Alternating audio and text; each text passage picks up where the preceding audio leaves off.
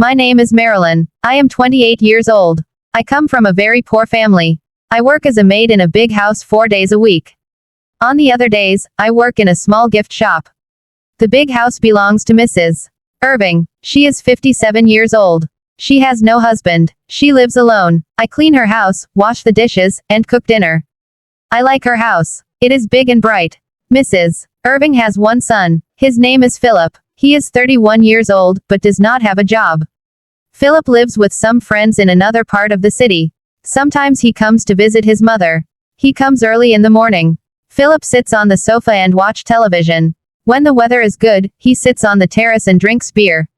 Philip is quiet and does not talk much. He only says hello and nothing more. He drinks many bottles of beer. I always carry the empty bottles to the basement. The basement is dark and cold. I do not like going there, but it is my job. Mrs. Irving works at a factory. She leaves early and comes home late. Sometimes she calls me while I'm cleaning and asks, Marilyn, is Philip at home? Is everything fine? And I always answer, yes, Mrs. Irving, everything is fine. Most of the time that is true. I respect Mrs. Irving. She is always tired, but she never complains. She pays me on time. I feel lucky to have this job. In Canada, I worked at a small bakery. Life was not easy. After my divorce, I came here to earn money. I send money to my son every month. He lives with my mother back home. He is only 5 years old. I miss him every day. One morning, Philip came into the kitchen while I was cleaning. He looked serious. Marilyn, I need your help, he said. I stopped and looked at him. I said, what do you need, Philip? He said, I am going on a trip for a few weeks, but please don't tell my mother. She will worry too much. Just tell her I'm still here. I was surprised. I said, you want me to say you are at home? Philip nodded. He said, yes, just tell her everything is okay. She always calls you. Please, Marilyn. He looked tired. There was something weak in his eyes. I felt sorry for him. I did not want problems, but I said, okay, no problem. Philip gave a small smile and thanked me. The next morning, I saw him leaving the house with a small bag. After that, he did not return. Days became quiet. No television, no beer bottles on the terrace. I continued working as usual. Every evening, Mrs. Irving called and said, Marilyn, is Philip at home? I said, yes, Mrs.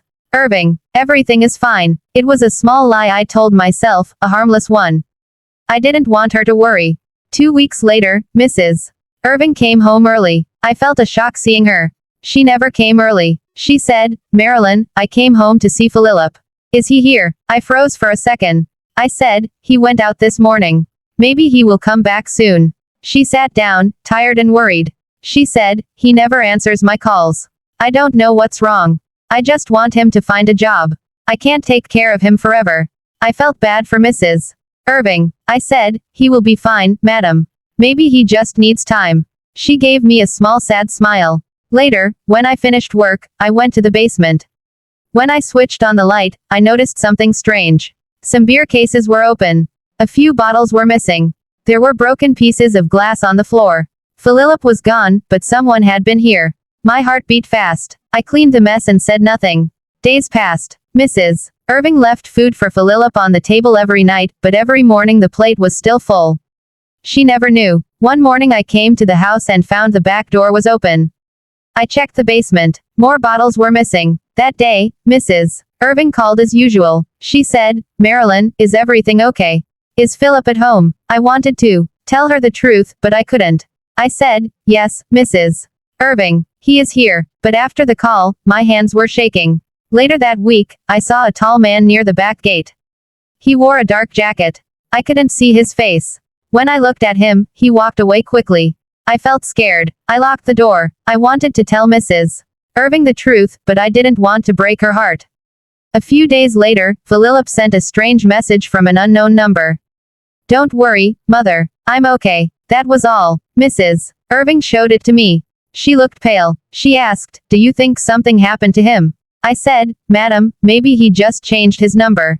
He will come back soon. She nodded, but she didn't look convinced. The next morning, when I arrived, the front door was open, the sofa was moved, the drawers in the kitchen were open.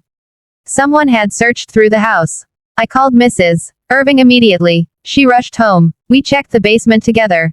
Many cases of beer were gone. The floor was wet again. Mrs. Irving looked at me carefully. She said, Marilyn, did you see anyone? I said, no, only a man near the gate once. She said, maybe Philip. Ah, Mrs. Irving cried that night. I could not sleep either. The next morning, I called her and told her the truth. Everything. Mrs. Irving said, I will come home, Marilyn. That evening, we went to the basement. The blanket was gone, but the clothes were still there. She said he was here. My son was hiding here. That night, she sat in the living room waiting for him, but he didn't come. The next day, she told me not to come, but I felt worried, so I went anyway. The gate was half open. Inside, I heard voices. I walked in. Philip was sitting there, dirty, thin, tired. Mrs. Irving was crying. Philip said, Mother, I'm sorry. I had no money, no place to stay. I was sleeping in the basement. I didn't want you to see me like this.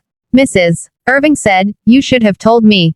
You are my son. Philip looked ashamed. He turned to me. He said, thank you, Marilyn, for helping me. I just needed time. I felt tears in my eyes. Mrs. Irving asked me to stay for dinner that night. It was quiet but warm.